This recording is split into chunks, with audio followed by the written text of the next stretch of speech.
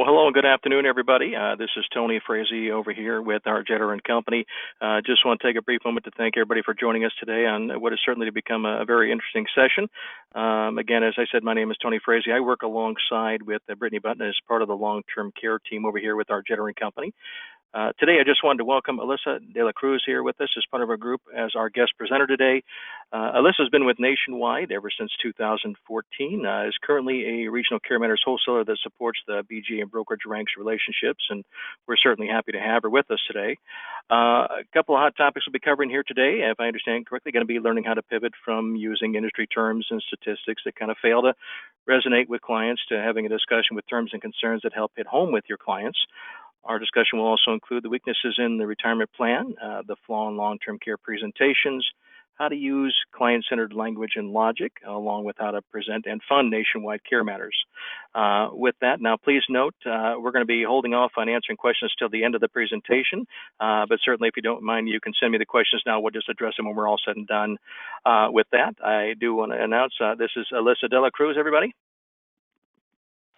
Thanks so much, Tony. Thanks, everyone, for taking the time to hop on and learn just a little bit more about how to change that focus of LTC discussions. Tony hit it perfectly. That's exactly what we're going to be talking about today. Pretty much what he said there is verbatim for the agenda, so no need for me to repeat that, so we'll skip ahead. But I truly appreciate that you want to invest this time and learn a little bit more, because I know it is a difficult conversation. It tends to be something that I realize that it's the number one question I get all the time is, how do I better position this? I know my clients need this. We know when we talk to advisors, partners, they know it has to happen. They know their clients need long-term care, but it's just not necessarily having that same adoption rate that we would hope. And I think it's really a change of how you position that conversation, especially making it more of, it's part of the retirement process. It's part of planning. It's another income stream that you absolutely need to plan for. And the way you just change some of that language can definitely make a difference there. So we know that clients' goals for retirement is, one, to have enough income to live a planned lifestyle that they desire. That's everyone's goal. They want to make sure that they can live that ideal retirement dream. And that's the goal of ours as well. We don't want to take away from that. So this is just another plan in place, another asset that you would normally plan for retirement to make sure that we are able to achieve that. Want to prevent outliving that income. Keep that nest egg invested safely. We'd want to avoid that market volatility, balancing age and risk versus low interest rates, leaving a legacy. It's all of this is what a client's goal is. This is something we study consistently every year. We have a retirement institute at Nationwide that just learns about what is important to the client. We typically will interview close to almost 2,000 individuals. Generally, a little bit of them are pre-retirement, some are in retirement, probably around 50 and plus, 150,000 of income or more. And we try to learn, what are they trying to do? What's that goal? And these are the consistent things that we see. And on top of it, a consistent fear for them is long-term care planning. Even though it's, hey, I want to have that retirement dream, it is also part of their fear. They may not know how to necessarily label it, but it is, oh, will I have enough income if something like this happens? And sometimes on top of it, they don't even know who they're supposed to have this conversation with. And that's probably the biggest thing that I always recognize in those surveys every single year is, they don't know who they're supposed to talk to. They're not really even sure if it should be their financial advisor, if this is the conversation that they should be having with. And that is something that I want to make sure that we resonate with you, because I want to make sure that you feel comfortable to have this conversation and that your client absolutely knows that I should be having this conversation with you, not somebody else that, who knows, they're just a stranger off the street that mentioned this to them and that's who they think they're supposed to be having that conversation with. No, it should absolutely 100% be with you, and I want to get you comfortable in that conversation. So when we look at positioning long-term care with clients, this is how we typically see what happens. It's usually with a gray cloud that blurs with objectives. We're talking about, oh, there's statistics, a 1 in 3 chance. This is how much you're going to need. This is the average. We fill maybe their heads with facts and statistics. We inform them of the risks. We educate the client using long-term care industry terms and explain how a policy works, which is fantastic for us because maybe that's how we need to learn the product. But I know we've all been in those conversations. Maybe I think of it more when my spouse, sometimes he's in the music industry as a band educator, an educator in the music industry. And even if I came from a background that did study music or did that in high school, my eyes gloss over. Those terminologies don't mean a lot to me. I'm like, okay, I get it, but it doesn't make a lot of sense to me. And that's what we need to do, is shifting that conversation to say, well, yeah, these statistics work for me and they're daunting to us and that makes sense to us and why this is so important. But to the client, it's more of, okay, sure. Thanks for explaining that to me, but it's not something that's going to work for them. So how do we, and this is some of the logic that we use. So I will also point out, I think I can hear someone might have their mic on. So you may want to mute yourself. Or maybe it's their computer audio. So I hear a little bit of that background. So I just want to let that know because I'm pretty sure everyone else can hear it. And I still hear it. So just keep that in mind. So we're using industry logic. So we may use something like, this is probably the biggest one I hear, is there's a 70% chance of people age 65 or older going to need long-term care some point in their life. How many of us have heard that? I'm sure if I could look across the screen, everybody's raising their hand. Now, women are going to need this longer than men. 1 in 3 seniors will die from Alzheimer's or other dementias.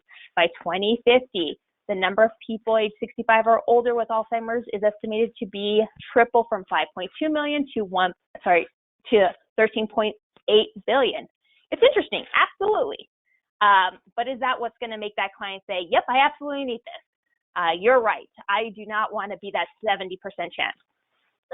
Probably not. It doesn't work. Risk is not what will happen. It's not, risk is what we're thinking here. It'll be what will happen versus what won't happen. So now your client's thinking, there's a chance, you're telling me there's a chance it's not me. That's what I'm hearing from 70% chance. If there's 7 out of 10 people in this room, there's a chance it's not me, and that's what I'm betting on. And that's what's going to end up happening.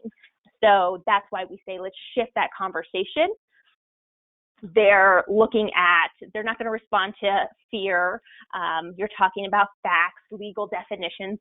That's not the way to do that. So how do we change that conversation? Well, we want to move away from industry terms, and we want to make it more of a conversation that your client's going to understand. And sometimes that's easier said than done. So how do you do that? Well, you show the clients consequences. That's really what we're seeing is resonating with them. What are the consequences of not having a plan in place? And not necessarily what is the risk that I'm going to need long-term care. Explain long-term care terms and policy features in client-focused language, not necessarily just that industry language. That's where you're going to meet them where they're at, and that's the goal. How do I meet that client where they're at today so that they understand the importance just as much as I do? So let's take a step back. Why do clients buy anything pretty much? Or in this case, we're going to look at life insurance. So let me just skip through some of those action details on the slideshow. So clients buy life insurance because they know they're going to die one day. There is 100% chance I'm going to die someday, and that's probably why I purchased life insurance. Because one, if it does happen, if it happens earlier than I think I want it to happen, I need to financially protect someone or something. That's why I buy life insurance, and that's why hopefully most of your clients already have that foundational piece in their planning that, yep, that's why I buy life insurance. Why do I buy mutual funds, annuities, or other investments? Because I know I'm going to need more money in the future. I'm planning for retirement. I do not want to work forever, nor may I be able to work forever. With that being said, how do I get that income stream? How do I pay for college? How do I buy a bigger house? Weddings for maybe yourself or your children. You need income in retirement. So these are defined needs that require solutions, but they're not possibilities. And that's sometimes what long-term care is looked at. It's a possibility that it might happen, but you're still saying there's a chance it won't. So how do we look at it a little bit different? So your client's going to look at it and say, well, I'm going to resist it. Particularly men are going to resist this. They don't want to necessarily see that. And I would actually even take this a step further. It's not necessarily just men. we have seen it shift a little bit more so with women. If you are the breadwinner in the household, primarily, because we do see that there's sometimes a shift in a household, we can see even women shifting that regard. They just don't like to think this is going to happen to me. I'm here to protect this family. I'm here to take care of them. That's never going to be me. I'm just going to die at an old age. Nothing's going to go wrong. I'm just going to close my eyes and that's it. But because it's a possibility, everyone's just hoping, hey, it's not going to happen to me. So why do clients actually end up buying long-term care coverage? It's because they realize a couple of things. One, probably the number one I see is they've experienced it themselves. They've experienced it with a loved one. They were a caregiver. They've seen someone close to them deal with this and the financial hardships with it, or how difficult it was and there wasn't a plan in place and it could have been planned a little bit better. Or somebody, sometimes they're unfortunately unhealthy enough that they now are thinking about that, and in that case, it's a different planning that's going to have to take place because maybe insurance is going to make sense because they're uninsurable. But really, where we see a lot of this, and we want to get more people in this group, is they realize the consequences could be substantial. It could be a big disruption in their retirement or legacy planning because there was no plan in place, and now you're having to react to something in the moment versus having planned for it. So let's understand some of those potential disruptions, and specifically around how the different clients you might be working with. And that's going to look a little bit different. The middle class, it's going to really be those expenses. It's going to disrupt their lifestyle financially because chances are it's underfunded. Now you're having to look at a lot of different things. It's going to be a little bit harder on this particular class because there isn't a lot of, hey, there's a huge portfolio behind me ready to take on this. This wasn't necessarily a plan in place. If there is no plan in place, now things are going to shift dramatically on what that lifestyle is going to look like now. If you're dealing with affluent clients, and probably most of you are, within that regards of long-term care expenses, it could have a harsh impact on that portfolio because you don't know when that event could happen. It could happen in a down market. So now what's happening? You're using dollars to pay for care and pull it from your portfolio, maybe not in a time that you would ever do so. You can't necessarily recover from those spent dollars. It's harder to rebuild that portfolio. So this is something that's hard for you now because it's coming out so quickly. It's hard to necessarily build it back to where you needed it to. And now you're dealing with a double loss. And that's also some language that maybe some of your clients understand. Now we're drawing from that portfolio. It's going to take time. It's not something I can rebuild. And now we're trying to rebuild for a retirement that's right around the corner, or during you're in retirement and we didn't plan for something like this. And it's now draining assets in a specific way that's going to really change what that retirement plan looks like. Now you have high net worth clients. Now, when we think high net worth, or when I talk about high net worth, I'm talking about an individual couple that's dealing with estate tax liability. So what we see specifically in this group, and even sometimes affluent, is the consequences of self-insuring inside the estate. The money not spent on long-term care, if you're doing it this way, could be subject to estate taxes. So now, because there wasn't necessarily a better way to plan for it, and I really want to show you that, there could be a different way to really help with that tax liability that works smarter for the client. Yeah, you absolutely can self-insure, and we'll go into that that definition and how really we want to look at that a little bit differently. That can change something there. If you're putting money aside for that purpose, great, you're lucky enough to have that. However, you're betting on, there is a cost of being lucky if you do not have a long-term care event. Now you're dealing with this pile that you've set aside that now could be subject to estate taxes, and who knows what that's going to look like. That obviously can shift all the time, and you don't know what that's going to look like. So it may be earmarked, and then an event happens, and now you're in a situation, the event never happens, and now you're having to pay taxes on something that, had you done it a little bit differently, it could have looked a lot different, and you could have put more aside to avoid some of those estate taxes. Lifestyle disruptions between these classes. So middle class, now you're dealing maybe more with, in that case, because you don't necessarily have that extra income or that plan in place. Now you're depending on grandchildren, your adult children, to come in and take care of you, because that's really the only thing you have in place at this point, and that's what we see majority of Americans are dealing with. It is children, grandchildren, family taking care of them.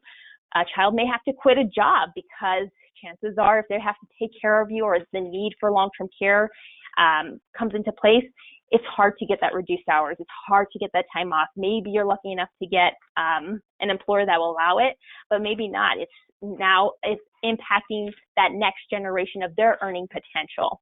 The stress of caregiving impacts the whole family, and maybe unintended consequences that we don't necessarily want, that they don't want to put on their loved ones either. Once you break it down, you probably don't. You don't want to cause those stresses. We've seen families, really that tension can really tear people apart because somebody doesn't understand why you're taking care of mom and dad this way, even though they're not even coming into play at all during this event. I know we probably all have a sibling that we know. There's going to be one sibling that does it if that comes to play, but there is definitely going to be somebody that has something to say, even though they have no hands in taking care of that family member or will. And now you're causing tension within that family because there wasn't a plan in place. Now your affluent clients, now they're dealing with more of the accounts being drained down, like we mentioned, but on top of it, they're not going to have that child to depend on them, nor are they going to want to, because chances are those children have high-level jobs. They are engineers, they are doctors. They are not going to leave their jobs to do this, to provide physical help. So that's something to keep in mind. So that's why a plan in place is important in understanding what that looks like and how those consequences could look a little bit different. I would say that lifestyle is also important, because even though you may plan for a specific income and you know how much long-term care may be roughly around, their lifestyle of what that looks like is going to typically cost more than the average. Now you're also dealing with spouses caring for each other.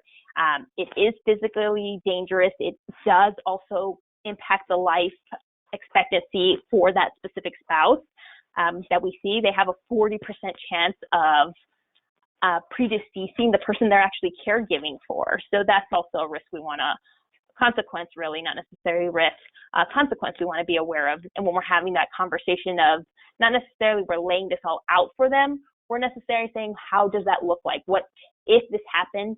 What does that look like? What role is your wife taking in this place? What role is your children taking in this place?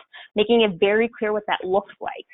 Because chances are, when you're having that conversation, it's going to very much look different from what the spouse sitting in that room is going to be like. That's not really what I had in plan in place. That's not really what I'm looking for. That's not what I thought was going to happen here. And that's really what we're trying to drive and have that conversation of what do those consequences look like.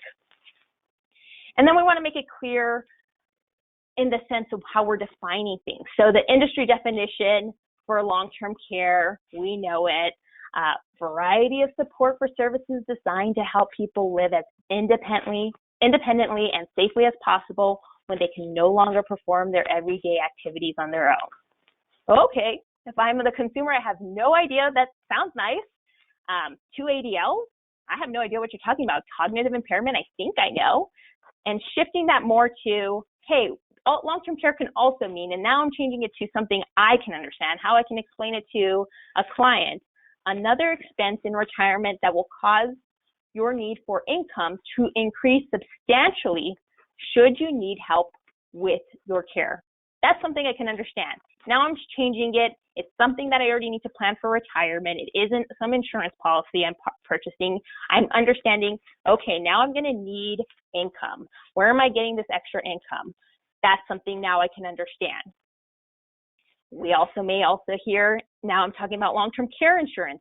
As a client, I'm hearing, okay, I have a policy that provides me monthly benefits to pay for long-term care expenses as long as I can't do 2 of 6 of my ADLs for at least 90 days or more. Okay, I get that. But the client probably wants to hear something a little bit different that matches, hey, that income that I need. It's a policy that supplies dedicated stream of income. That's something I understand. It's something I need in retirement is income. Ready to go the moment a long-term care or an extended care, or if I need extra help with care, occurs to help supply that increased income needed to help me pay for that care. That's something I can resonate with. That makes sense to me. Now you've changed something as here's insurance. Do I actually need that? Are you just trying to sell me something? Or, okay, I'm getting a stream of income. I know I'm going to have expenses if this happens. Where do I get that extra money from? Where's that income coming from? That's language we want to shift to help that client identify with. Now, I also want to reset, like I mentioned, we're gonna come back to the term self-insuring. We want to reset this misconception because we hear this a lot. My client will just they'll self-insure. That's what they told me. Well, understanding what that really means and explaining that to the client in a way that they understand is also important. So by definition, what that really means is if you are insuring, insurance means I have immediate leverage of those dollars. Day one, I put money, I have benefits. Well, you can't really do that if you self-insure. You don't have that immediate leverage of your own money. You can only save. So really that should be called I'm self-funding my care. With that being said, how well does saving work if you need that income sooner than later? You may be planning 20, 30 years down the road. It could come in 10 years. Does that really help you at that point? Not having that immediate leverage of dollars, and that's what we're trying to protect against. If you don't know when that will happen, and we're trying to give you that peace of mind that knowing we can make that work just as hard for you day one. This is why we're having that conversation. This is why we're planning for this. With that being said, let's look at kind of how that may play out. This may be definitely a typical client that you're working with. They are self-funding. They are uninsuring. So we have a 60-year-old female who's married. Tax bracket is 25%. You guys determine, hey, you know what? I'm going to need $500,000 to help for long-term care needs. Maybe I've had an event in my family. Maybe you've done a fantastic job of explaining, okay, I understand the consequences now. This is probably what we need. So with that being said, I'm going to self-insure. That's my plan. I think I won't need long-term care until 82. Okay. Well, we don't know when that's going to happen again. So hopefully you're able to do that in that case, but it could happen 10 years earlier. It can happen a lot more sooner. It can happen a lot later. Hopefully later, if not at all. But now you're hoping to be lucky here. So let's take a look at what that looks like. So she decides, I need that $500,000. I have a lump sum right now. Let's just round it to $105,000 to save $500,000. So I need to reach $500,000. We're hoping for age 82. Well, let's take a look. Well, if I need long-term care, we're going to hope it's at age 82. Maybe that's because that's an average for a female, whatever it may be. Maybe it's even earlier. What I would say is probably close to a little bit earlier than females will need it. But with that being said, what will I have to get as a return on my investment? Well, if it's a taxable saving, if an event comes early at age 70, I'm hoping I'm earning 22.4% on that investment to get to $500,000. If it's a tax-free savings, 16.8, but you can see that's a very challenging number to achieve. It may not be doable. It's probably unlikely. At age 75, okay, a little bit more manageable, 14.5. If I get lucky enough not to need it till age 82, okay, 9.7. But that is something I have to be consistent about. That's something I have to worry about. That's something you have to worry about. Can I get that return on here? And now I'm also banking, well, I hope this long-term care event doesn't come at all, or it doesn't come till really later. Not that it's a bad plan, but those are obviously challenges. But here's another one. What if the market crashes just when you need long-term care? What if the long-term care, like we discussed, comes sooner than you planned? That's the hard thing. That's what we're trying to do. So while that is a plan in place, and maybe that's the plan because the client is uninsurable, maybe there were no other options. However, I would bank to say there are probably other things we can look at in that case that don't necessarily have to have them insurable, but that might be the plan for somebody that's uninsurable.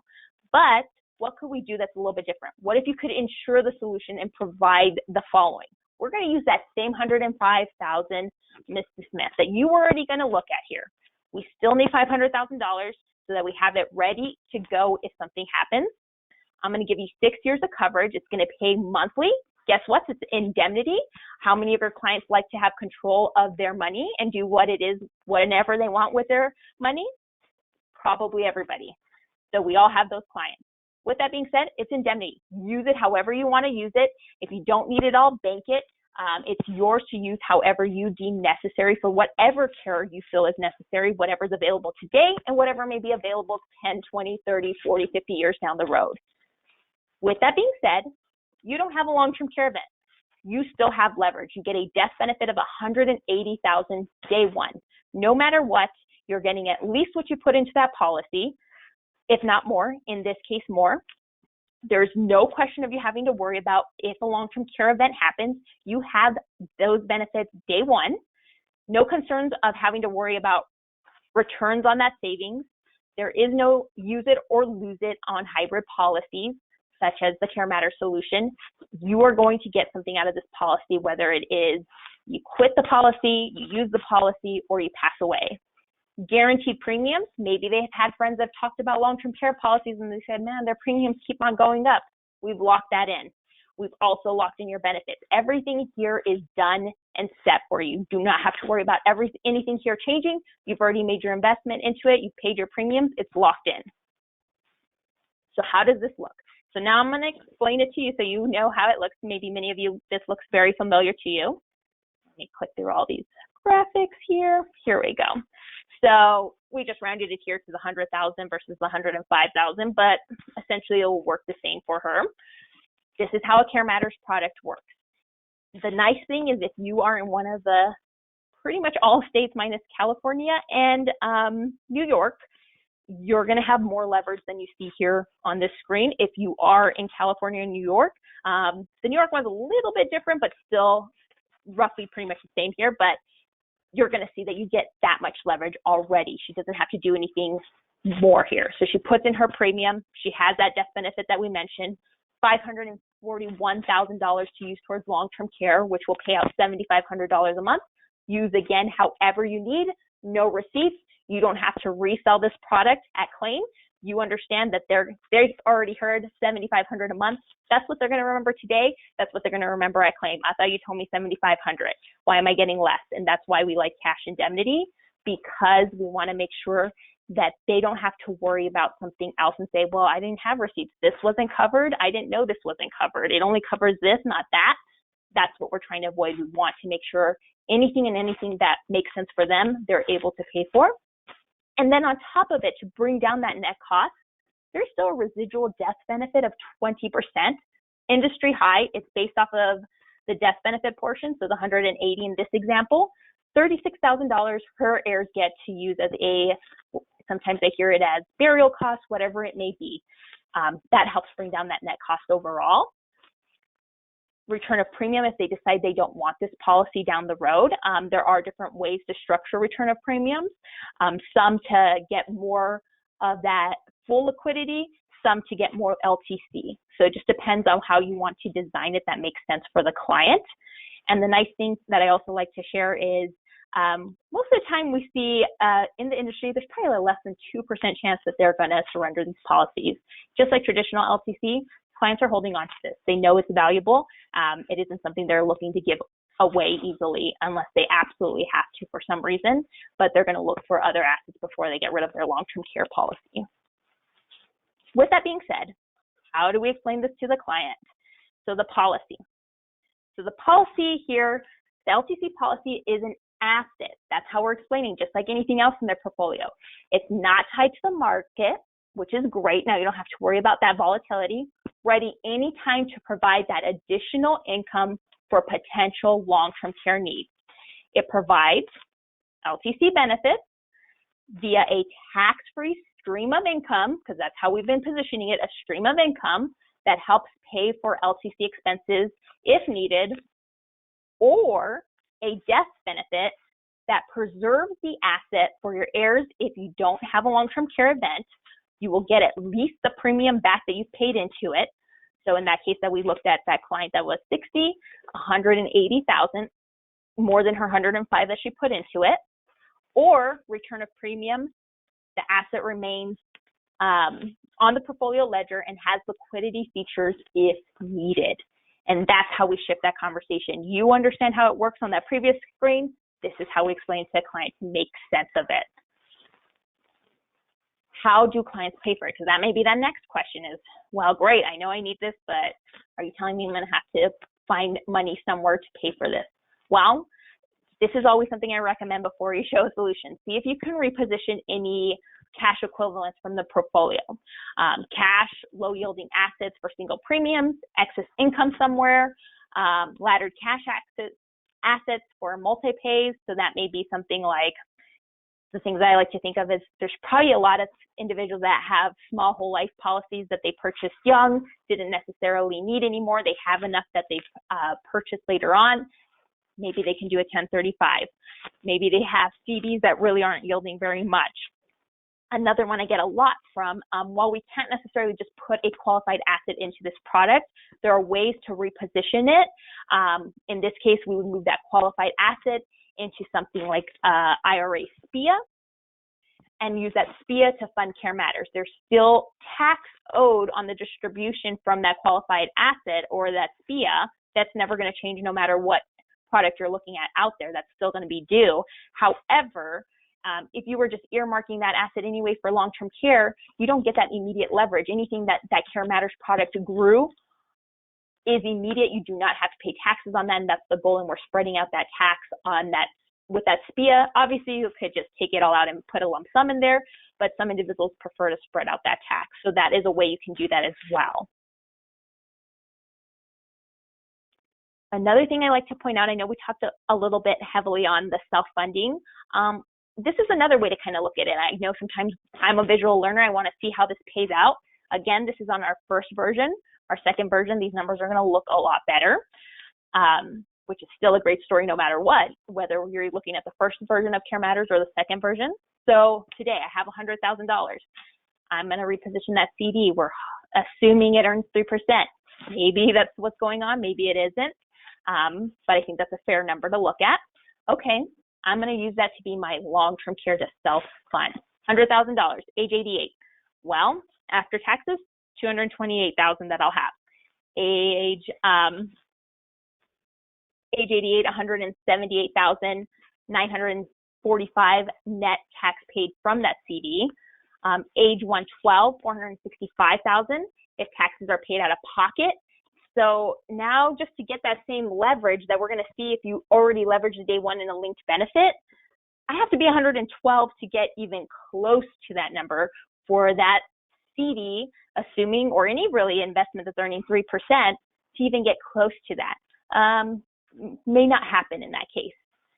With that being said, same thing. Use that same $100,000, still works as cash for you. Today, $472,000, almost $473,000. Age 88, still that same amount. We are not even assuming inflation in this scenario. If it was inflation, it may even look even better in that case. Maybe not the today number, but for that age period, maybe age 88, 85, when you're looking when an event could occur. That's what we're planning for as well. Guess what? I also get a guaranteed residual death benefit of $31,000. Should I use all of this long-term care? Or if I pass away, $157,000 gets paid to my beneficiaries from that $100,000 that I could have just left in a CD. And this is assuming a 60-year-old female. And that's really the power of understanding self-funding is not necessarily a bad thing. That's not what I want to leave you with. I just want to understand that there could be a better way to get more leverage, and that's the goal. How do I get you more for your dollar? And that's the goal of really helping that client to see that a little bit different, to get them more leverage and hopefully more peace of mind. Now, here's another way I like to position it, especially for the affluent clients, and really reposition that conversation of stream of income in language that they understand. We're going to use the same scenarios that we're looking at. Bear with me. I'm just going to make sure everything's up here. Same $100,000. We're getting $541,000 of long-term care that we saw in those previous scenarios. So these numbers are all the same. But again, if you said you were going to earmark $100,000, if you have a long-term care event, well, up to that $100,000, yep, that worked out for you. Anything outside of that $100,000 for long-term care needs, and chances are, if it's an affluent client, their lifestyle and the needs that they're going to want for their kind of care, it's going to cost a lot more. With that being said, anything above that $100,000 from their self-funding, they're going to have to go into the portfolio for. Or we can reposition that asset in that case, and then you still put that self-funded $100,000. That first $100,000 is your money to pay for long-term care. However, there is a stop loss built into it. With that stop loss, you have an additional $441,000 you can use for long-term care that Nationwide is going to pay for. And that's the goal. We built a stop loss in here. Sure, you can self-fund, but this may be a better way. And it could be, instead of self-funding, you're self-assuring in this case and getting a lot more leverage than you had before. And that's really what we want to show you. You can draw this on a piece of paper. I know if I saw that, that would make sense. You can absolutely do that. We can self-fund it. Let's see how this plays out. Or we can self-assure you, get you the same thing. You're still going to do that first 100,000 is yours, but now anything above that, up to that 441,000, or whatever that number may be for that particular client that you're working with, that is now you're getting into Nationwide's pocket. That is them taking care of you. Use your dollars however you want to. You have absolute control of it, and that's the goal. With that being said, we may have some questions, and I want to make sure we get them all answered, but I want to make sure we kind of review what we talked about. We want to make sure we're discussing risk. We don't discuss risk and statistics, because then that can kind of force that client to go into denial, and they don't want to purchase it, especially if you're working within a baby boomer clientele. If that's who you're working with, had the pleasure of talking to somebody that studies generations last week, and she went over just some of the things within different generations. And she mentioned, especially within that group, they're very optimistic. They're believers. That's exactly why fear isn't going to work. They want to believe in the possibilities, and that's what we're trying to give.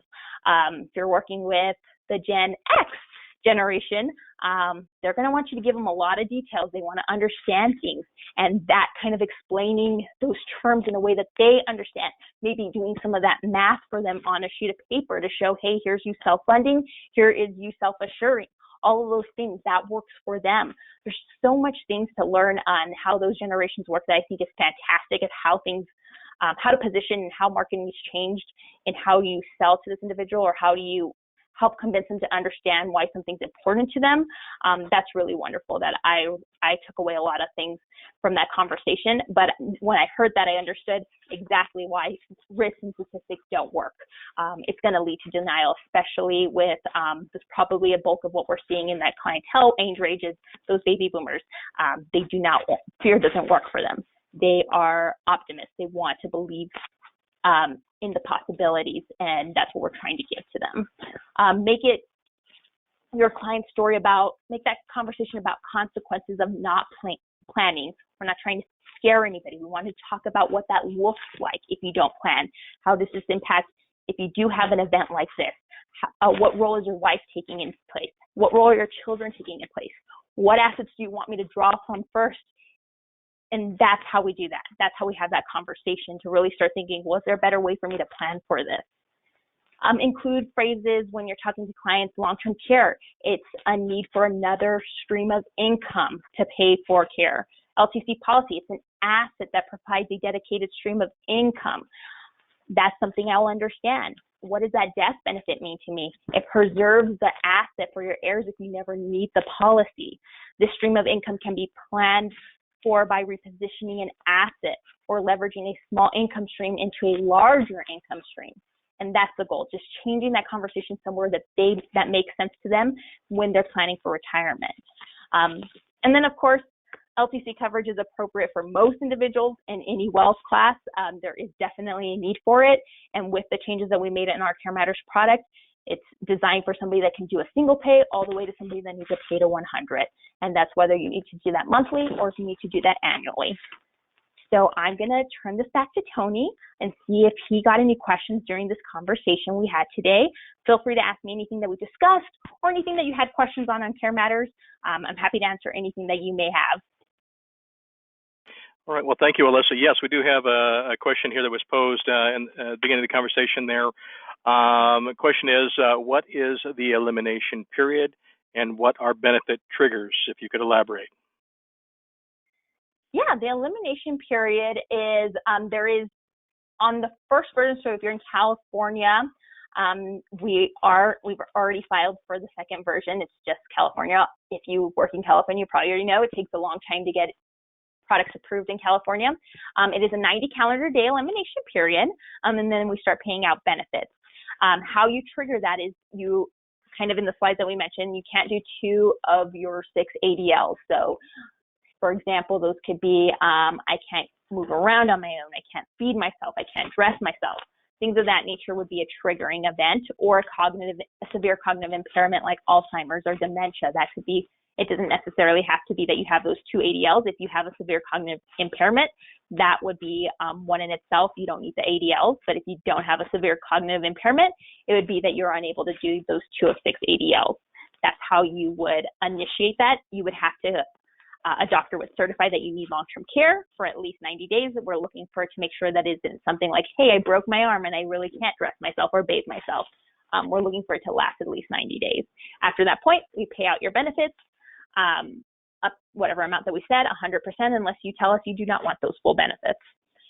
With that being said, if it's CareMatters 2 or New York, it's still 90 calendar days. So it doesn't matter whether you do that home care, informal care, or you're in a facility across the board with Nationwide, does not matter. After those 90 calendar days within CareMatters 2 or the New York version, we will retroactively pay those benefits that you missed during those first 3 months.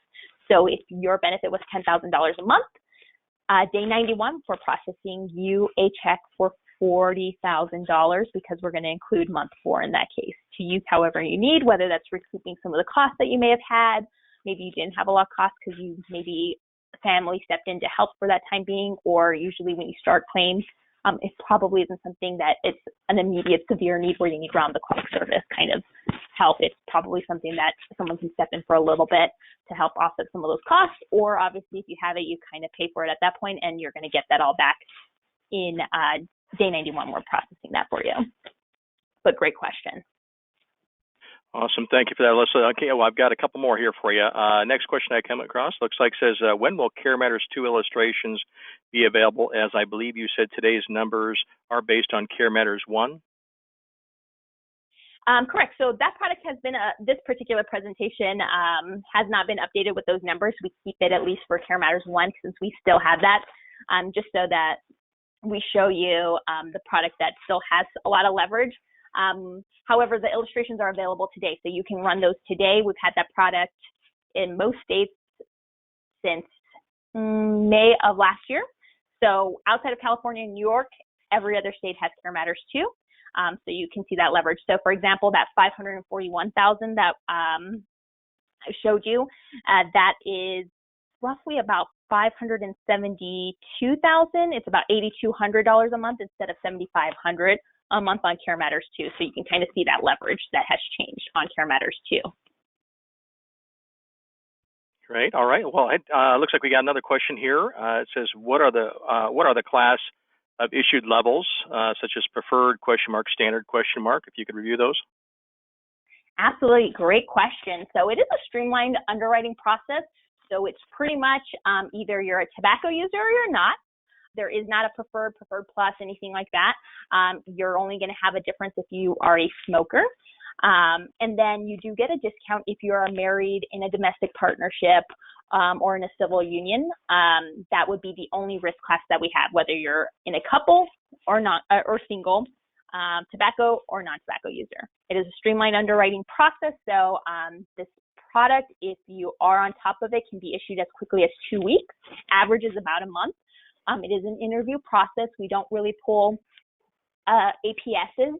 We don't do parameds at all, but we may do an APS if we feel that the case is a borderline case, and if we were able to see records, we might be able to approve it. If you are in California, they are also kind of my everything except California. In this case, California, we do have to pull records no matter what, unless that client absolutely has nothing going on health-wise and they're in perfect health. But in general, I would expect for California, we have to pull records because of how they design things, where unfortunately can't ask the client a lot of questions about their medical history. All right, fair enough. Looks like I got another question here for you, Alyssa. This one states, now, is this considered tax qualified? Because then you have to be considered chronically ill, and even if you meet the 90-day wait, won't pay for traditional long-term care. Mm-hmm. Yeah, so it's just saying, is this considered tax qualified is the first part of that question. The last part stating, I think it's more of a statement, because then you have to be considered chronically ill, and even if you meet the 90-day wait, won't pay on traditional long-term care. So maybe I'm not fully understanding. So tax qualified in the sense, so CareMatters 2 has the ability for where the long-term care premiums of the product can allow for tax deductions, HSA distributions. So you do have that option. CareMatters 1, unfortunately, not on that. However, in the sense of maybe tax-free income is maybe also part of that question. So any of the benefits that you're seeing up to whatever the IRS deems the per diem for HIPAA, you will have tax-free to use however you need to. If you somehow, or if you have a case that you've designed it where the benefit is going to be higher than the IRS HIPAA per diem, we will still pay that amount unless you tell us not to. But if you have receipts for that thing, I actually did have costs of $15,000, even though the per diem's $11,100. Well, then that's all you have to do is really hold those receipts and say, yeah, I did have those qualified expenses. So it is still a tax-free income. Did I understand that question correct, Tony? That's kind of what I got. The last part of that, it may be worth kind of repeating there. You know, to qualify for long-term care, of course, I mean, you have that 90-day elimination period, but also the way it was worded here, considering chronically ill, I mean, unable to perform, you know, like these two of the ADLs there. Just want to make sure, is that what the question was intended? But that's what I got out of it as well. So if this person's still on, if they want to elaborate with that question, we might be able to give you more information, or did we already answer that question?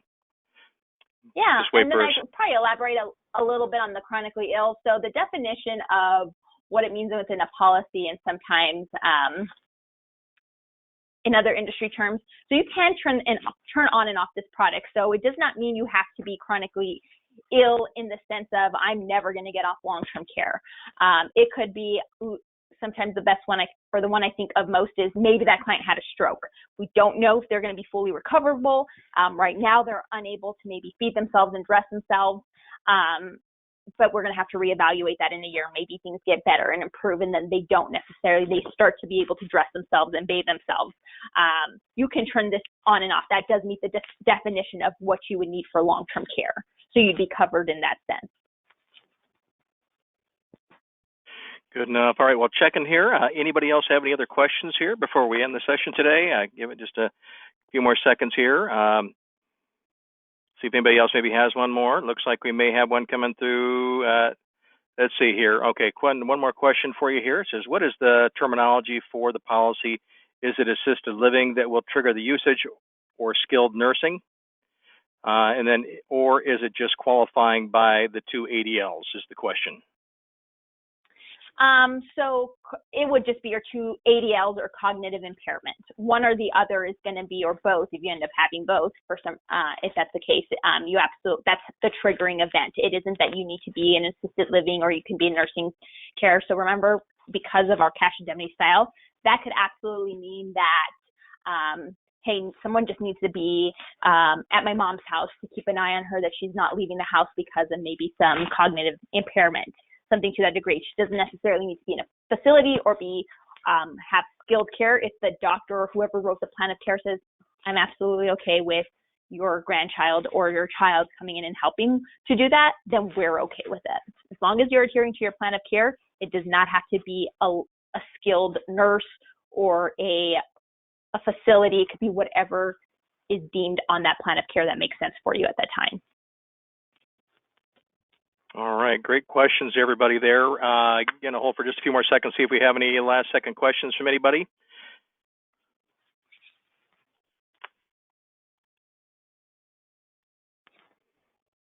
Anybody have anything else they really want to know about? Any other questions while we're on the line?